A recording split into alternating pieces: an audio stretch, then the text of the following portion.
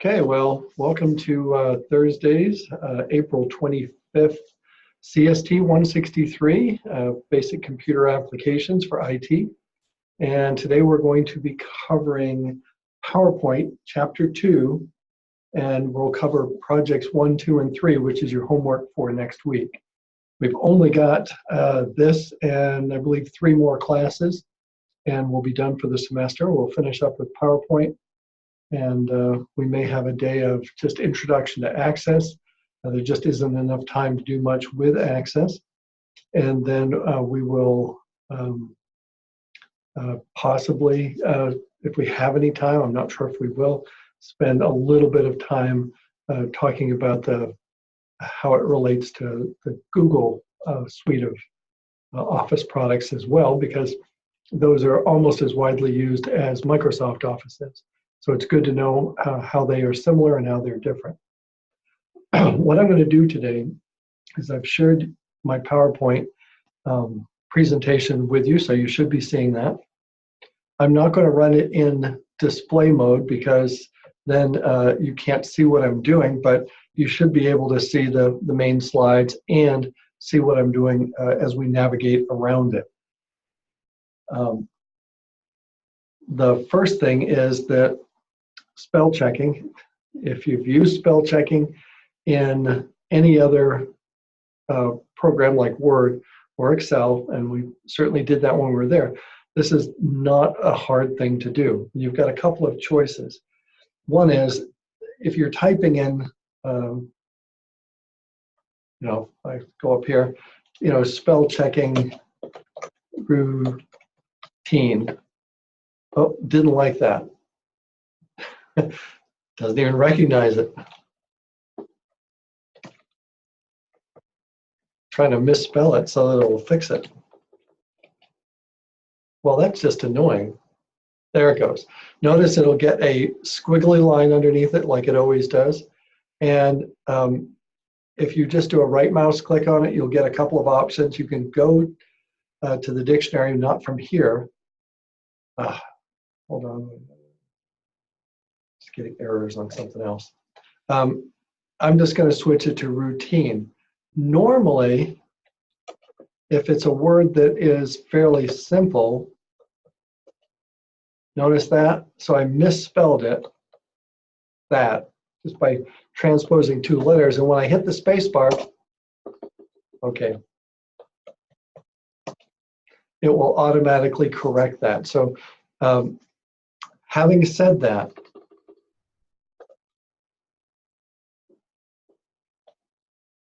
so I've got these, that's technically a word. How many these were in the sermon? If you've got somebody who's using an older English and they're using these in it. But if I hit the space bar, it auto-corrected it to these. It did its little algorithm, decided that these is a more appropriate use than these, the plural of thee, and I have no argument there. But how do I get it back? Now I can go back and type it again and maybe it'll be nice. It is. The other way to do it, see, now it's happy.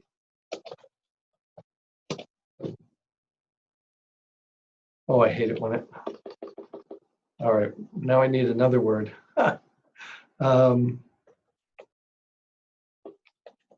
So friend, and it auto-corrects it. I can do Control-Z and it will put it back. So if you ever have it auto-correcting and you need to go backwards, just hit the Control-Z, undo, or you can go up to the top of the page and do the undo button there. Okay, so we got that. On this page, I've got a couple of errors in spelling. I've got one here that's mistakenly. I've got one down here, Smithy was the name of Thomas Smithy. Now, maybe that's correct, maybe it's not. So we can always do a right mouse click over these and see what the options are. For the case of Smithy, if I do a right mouse click over it, one of the options is to add it to the dictionary. So if I'm truly sure that that's the correct spelling for Thomas Smithy, then I should add that to my dictionary, at least if I'm going to do it more than once. If I have no anticipation that I will ever type it again, I might want to leave it off of my dictionary so that the next time I misspell Smith or Smithy, then you can go with that. If we're talking about somebody who works metal, then it would be Smithy, S-M-I-T-H-Y. Another common last name is Smithies, S-M-I-T-H-I-E-S. So, and I'm not sure why it got Psi, but that would probably just be because if you replace the M with a C, you're at Psi with an IE on the end. So it looked at its dictionary and found the things that were closest. So that's one way. The other way is I'm going to go up to Review, the tab at the top for Review, and you'll see that up in Proofing, there's a spelling check and a thesaurus. I'm just going to click spelling check, and you'll notice if I mouse over it, it also tells me I can hit F7 at any time, and it will run a spell check. So I'm going to hit this, and what happens is it's going to work its way through. I'm going to ignore all cases of Smithy because that's correct. I just looked it up. Dinosaur. So we misspelled dinosaur. I'm going to select it from the list and change. Descendant. I misspelled it, so I'm going to change it. Spiel. Spell checking, change. Mistakenly, change. And we're good. Not quite sure of that. Yep. All of the words that we had have now been corrected. And you'll notice that Smithy is no longer showing as being misspelled. We're not going to talk about it today. The dictionary that you use applies for all of your Word, your Microsoft documents. So when you added Smithy, however you want to say it, that would also show up when you're over in Word or in Excel as being properly spelled now. You can edit your own dictionary. And again, I'm not going to talk about that. If you have questions, Google it. Just say, how do I edit Microsoft Office Dictionary? And it'll tell you how to do that. Okay, so that's how we do spell checking. When you're in here, we'll misspell something again. Autocorrect. If we go into spell checking, you'll notice that we have the option to ignore it. Ignore it in all instances in this document, add it to our dictionary, change it this one time, or change all. So I'm just going to change it, but so those are your 5 options that you'll always have. Okay. Next, the thesaurus, if you remember this from your English classes, language arts, is a book that, or an electronic version that has synonyms and often will have antonyms as well. And those are words that mean the same thing or mean the opposite of the word that you currently have. It's often used when you're trying to come up with a better way to say something. And yeah, I just like to put this in here. Having great vocabulary didn't save the thesaurus from extinction / eradication / extirpation. So there's an example of 3 words that were pulled out of a thesaurus, meaning to go extinct. If we picked a word, let's just pick descendant here. I don't have to highlight the whole word, I just have to be in it. And I have a couple of choices. One, I can go back up to the top of the page and hit thesaurus. If I do that, you know what? You're not going to be able to see that, are you? Because I have to. Tell you what, I'm going to show you on the next page because I have it highlighted anyway. So these are a couple of cutouts that I have. This case, the word was impossible. And I can do a right mouse click, or I can go up.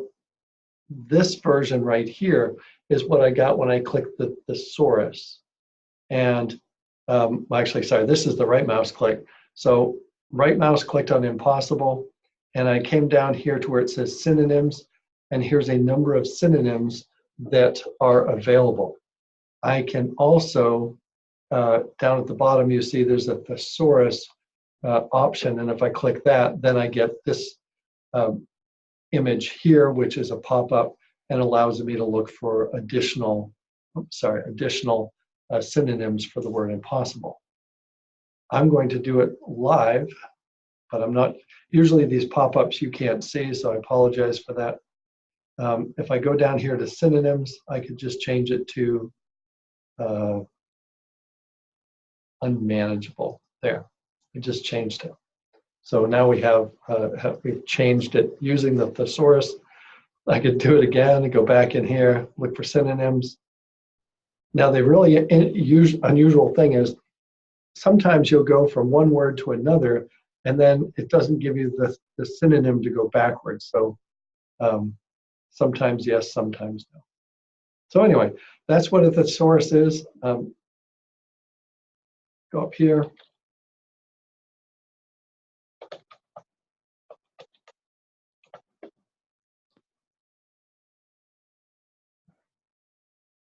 Fine, be that way.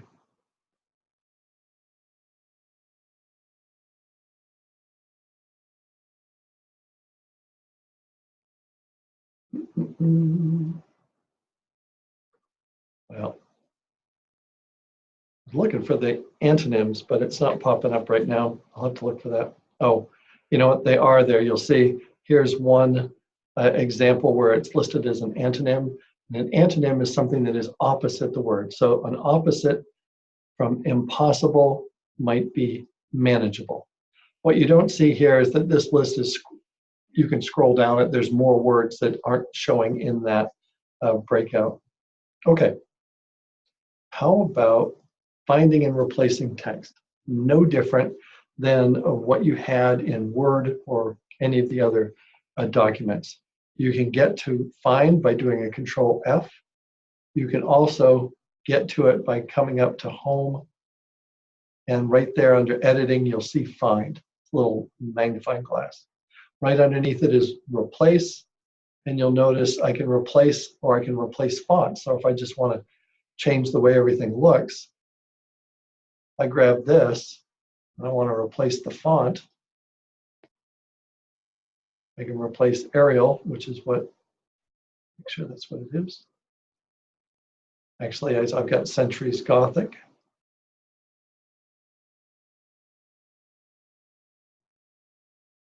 And I can now replace it with just about any one that I want. Replace. Yeah. And you'll notice it replaced it in the other ones as well. So all of our top has been changed. You could also do replace formatting, but I'm not going to get into that right now. So we've got find and replace, and you just type in what you want and away you go. So if I typed in Control F, again, I'm not sure you can see that, but it's a pop-up. I'm going to type in Home tab, find next, and look, it highlighted Home tab here. I can say find next again, and there's a Home tab on another slide. I can say find next, and that was the last one. So there's two places on 2 consecutive slides. If you're doing replace, you would just put what you were searching for and what you want to replace. I just used this yesterday. I had to put in an order for some trophies, and we just copied last year's. So all I had to do was replace last year's dates with this year's dates. And end of story, it worked, fine, and made 23 replacements, and away I went. So cutting, copying, and pasting. Oops. It's a little hard on me because I have these things posted on here that are the pictures of what I'm showing, but when they open up, it gets confusing because some of them are on the same page, just in different spots that look exactly like the ones that are pasted on the page. So my brain's getting old. So I don't know how much I can say. It's same old, same old. Control X is cutting, Control C is copying, Control V is pasting, Control A is to select everything. Those are your 4 most common things you might be playing with. Control F if you want to find it first. You have a couple of choices. You can use the clipboard up in the top, which is right up here on the home page. So you can cut, copy, and paste here.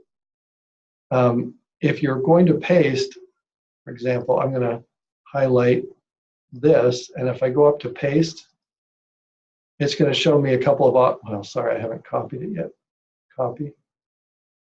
And now if I paste it, I have 4 options. Paste using the destination theme, paste using the source formatting, paste as a picture, paste as text only.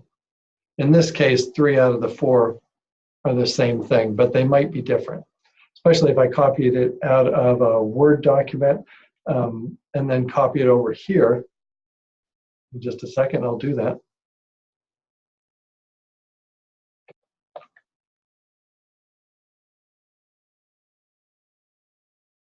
So I have that exact same text, but it's just text, and I'm going to paste it.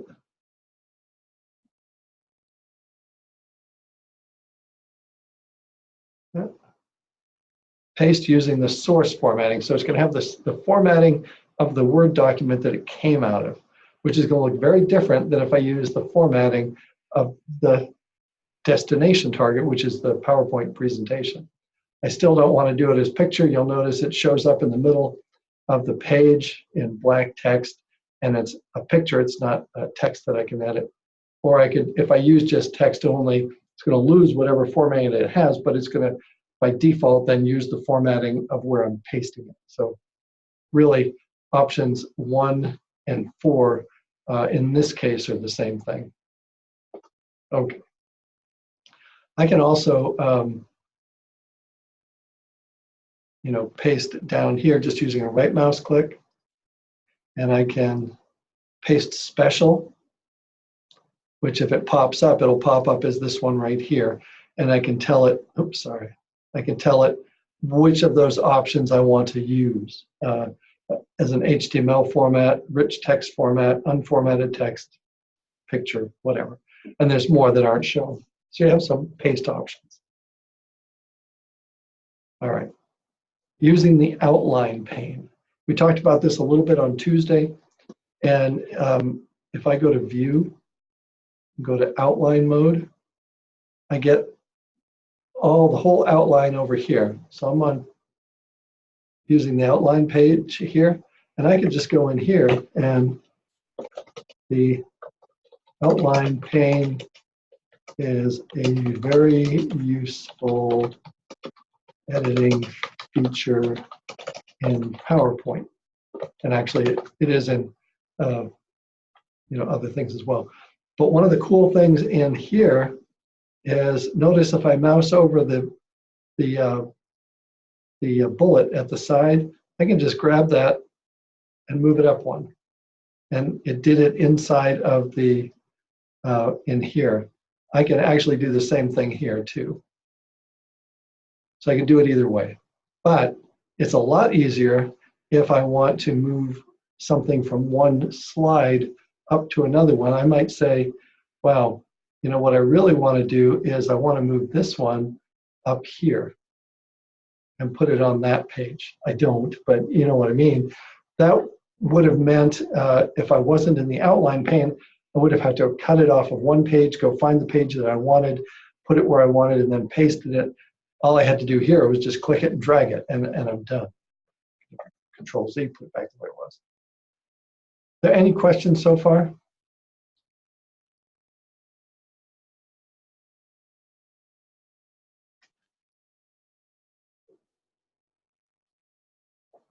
All right.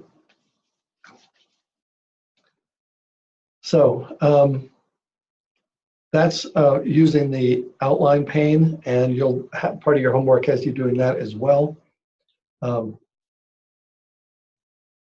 It's just a tool like anything else. I can also, you'll notice if I click on an item in the outline pane, if I increase the indent, it just increases the indent. But if I decrease the indent, take it to the left, if I go once more, watch what happens. It starts a new slide with that as the title. Because if you look here on the outline pane, there's only one place to go after if you're at the most, the highest level bullet point is to make it its own slide. I can just go back by increasing the indent, and now it's back to slide 7 as one of the indents. So, I mean, if I wanted to start a new slideshow, I'm going to do that just real quick. I'm going to have to switch the, well, maybe I won't. Maybe it'll be kind to me.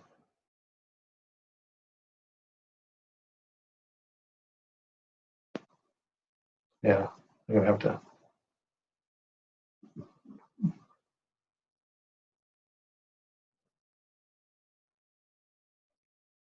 So I have a brand new presentation here, and I'm going to go to View, Slide, Outline View, and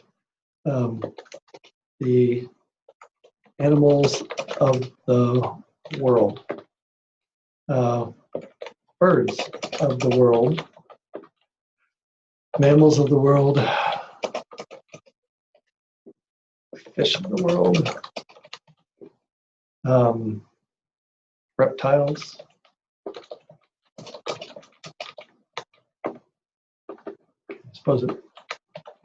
and insects of the world. I'm sure I'm missing something, but probably amphibians. So we now have just created automatically 7 slides. We go back to normal, there's our slides. That was about as easy as it gets. If I go back to outline view, I can now go in here. Because this first one is the title, if I tab in there and put, Tom Victor EMCC. So again, I just tabbed in, and that took me to the next box automatically. If I'm in the birds of the world and do that, then I've got, raptors, chickens, ducks, and geese.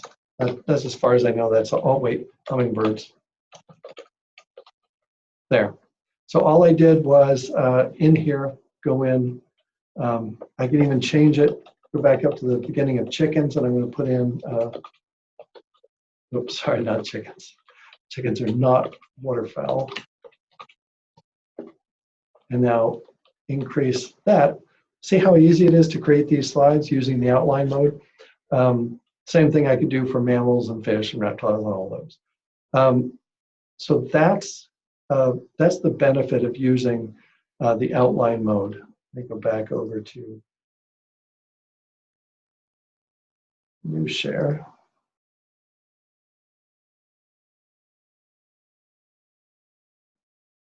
Oh, where'd it go? There it is.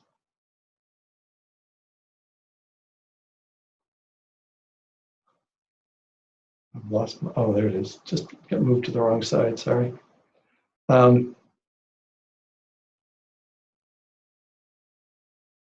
Screen management here.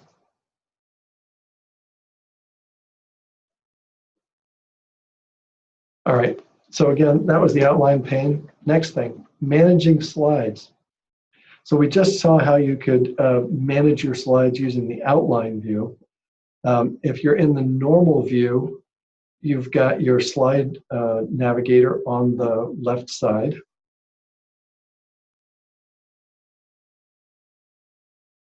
And I'm trying to remember whether or not you can, I'm pretty sure you can set it up. I'd have to look it up to have it on the right side if you prefer that. You can also change the size of your slide sorter, your slide navigator, just by dragging and moving that around. Depends on what your personal preferences are and the resolution of your screen. The larger screens, then you can make the icons, the images smaller and still be able to read them. On my screen, I can't read anything. I can read spell checking routine. That's the only thing I can on this slide number 2. Everything else is just, little white pixels that are kind of scrambled around on the page. But if I increase it, I can start to read it. Now I can read the whole thing if that's what I need to do. I don't really need to, so I'm going to keep it a little bit smaller. The third option that we have is the slide sorter, which will take us to this page, and it will put them all in here. There's a reason why you see blank spaces here, because I've already carved this presentation up into several sections. So we have a default section here. We have a thesaurus section, which is actually starts with the thesaurus and goes all the way until we get to this section at the bottom, which is called sections. And we're going to talk about sections in a minute.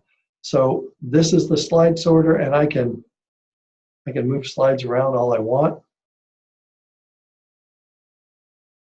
And I can even move sections around. So I just move the sections up above this thesaurus, move it back down to the bottom. Probably this isn't the easiest place to to slide the sections around, because as you notice, if you grab a section, go to move it, kind of takes you back to almost like an outline view, but you've moved it nonetheless. All right, let me go back to home normal view and leave off. Oops, get the sections back to the bottom here. Okay. Managing slides. So you can copy slides. All I have to do is, if I want to copy a slide, do a right mouse click on the slide. Sorry, I don't. You do it, you'll see it. You do a right mouse click, you get a pop-up, and the pop-up window includes new slide, duplicate slide, delete slide, and add a section. So you can, just add a slide in right here. You can also click in between slides. You get this little line in between. And if I right mouse click there, then I get the option to either add a new slide or add a section, or a paste option in case I copied a slide from someplace else and I want to paste it there. I can just right mouse click directly where I want and copy and paste. I put a new slide right there, and it created a new slide right in between two slides. It's no different than if I click on one and do new slide, and it clicks it, it drops another new slide in. If it's not right where you want it, just grab it, drag it, drop it, and it's where you're going to want it. Okay, get rid of that one. I just had the slide highlighted. Back. And I could do a right mouse click and delete the slide, but I can also just hit the delete button or the backspace button and it's gone.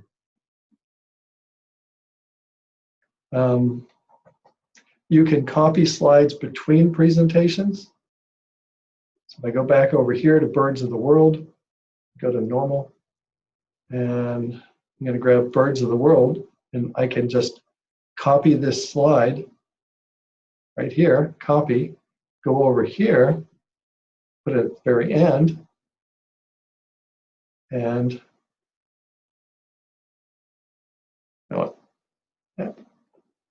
paste it. Now, it pasted it with the incoming, with the, not the source, but the endpoint formatting, including all the color. But if I want to paste it, keep the source formatting, then I'm going to get the green one. See, so you can either have it use the destination theme or the source theme. So you can bring either one along with you. I'm going to go back over, we undo the birds here. I'm going to go back over to the other one, and I'm going to, I don't know, I'll do that in a minute, never mind.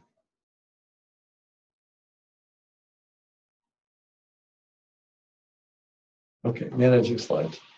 So, any questions? I know that was a little bit bouncing around, apologize. I lost my.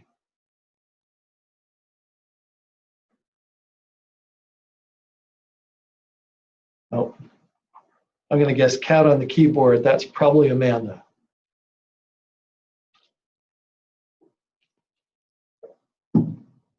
All right. So that's how you move around within it. Sections are, and I know we talked about this briefly on Tuesday. Sections are a way to make larger presentations easier to manage. I have over here, so we're up to 12 slides. I have a section called the thesaurus. It's bigger than the thesaurus, but if you'll notice up next to it, there is a little arrow that allows me to collapse the section. And all of a sudden, I'm only looking at the default section at the beginning and this section on sections. I can even close those. I can close this one. So now I have a management, I can, which thing do I want to work on today? I want to work on the thesaurus, so I can expand it and just be looking at in the navigator of the things that I want to deal with. And actually in slide here, notice I can expand and contract here as well. The larger your presentation, the more that's going to impact how you manage what you're doing. Now, you can rename sections. You can remove sections in slides. You can move a section down or up, depending, just by using the up and down arrows. Although you could also just grab it and drag it, but you can use the options to move it up and down. And you can expand or collapse. So there's a lot you can do. Notice there's, and you probably can't see the little pop-up. It's a default. I mean, Zoom just doesn't quite seem to do that. There's no copy and paste option. But if I simply have it highlighted like I do right now and do a Control-C, come down here and do a Control-V, it just added all those slides at the bottom. It added them to the sections section. Actually, let me undo that. So here we have 4 slides. I have the sections highlighted, and I do a Control-V, and it added everything from the source, those 6 slides, to the bottom. I can also copy an entire section, drop it into another presentation. So I can do all of that. Get out of here, back to normal. All right.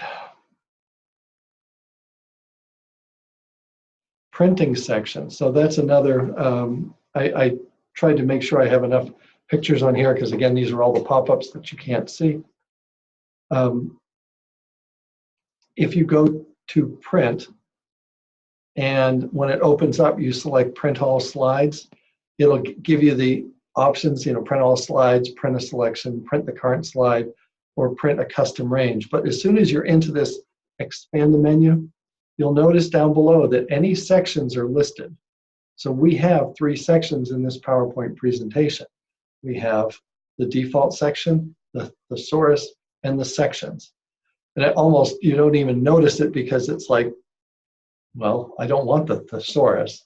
I don't want sections, but what it is you're looking at whatever you named it. If we had named the sections differently, then different names would have shown up here. If we had sections called birds, mammals, insects, then you'd see all those down here. And I can highlight one of those, and only that section will be printed.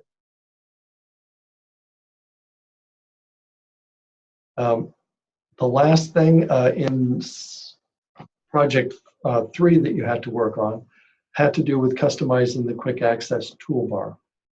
And we talked a little bit about that. And up at the top of any of your Microsoft products, you're going to have this little quick access toolbar. On mine right now, I have save, undo, in this case it's undo, the last thing was a delete slide, or redo, and the last thing was a paste. I can start the slideshow from the beginning, and I can insert a new slide. But if I use the down arrow, I will get a pop-up menu like you see on the board, on the slide, that is the kind of the default option. So if I wanted a quick print or print preview or a new or open or whatever, I can just click or unclick one and it'll come off the menu. So if I didn't want start from beginning to be showing up, I would just unclick it and it will disappear from my quick start menu. On the other hand, sometimes you want to be able to go even deeper, in which case you can, you can go show, more commands. And if you go to more commands, then you're going to get this pop-up box which has every single possible thing that you could want as a shortcut key in the quick access toolbar. If for some reason you lose the quick access toolbar, and I'm going to lose it right now, I'm going to go here and I'm going to show the quick access toolbar, and I just turned it off. So now it's not up there. Oh no, where'd it go? So all I got to do to get it back, I can't do anything up here, but if I go to the empty space on the ribbon, or even anything on the ribbon, and do a right mouse click, I will get customize, which will open up this window down below, or I'm going to get show quick access toolbar, and you see it right down here. What I'm looking at live is what I put down here at the bottom. So show it, and it comes back up here at the top of the panel. All right, sounds like a plan. That was everything that I wanted to cover today. I know it's a short class. For Tuesday, the homework, as I've said, is to cover Chapter 2 and projects 1, 2, and 3. Any questions? Besides, you have a cat on your keyboard.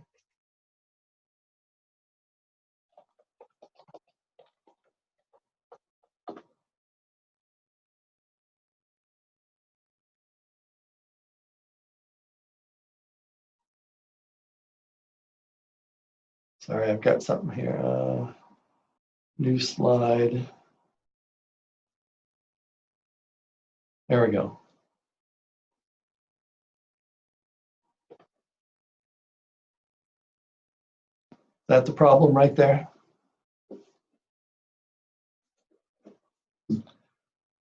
All right, so we'll see you all on Tuesday, and just work on that homework assignment. Thanks.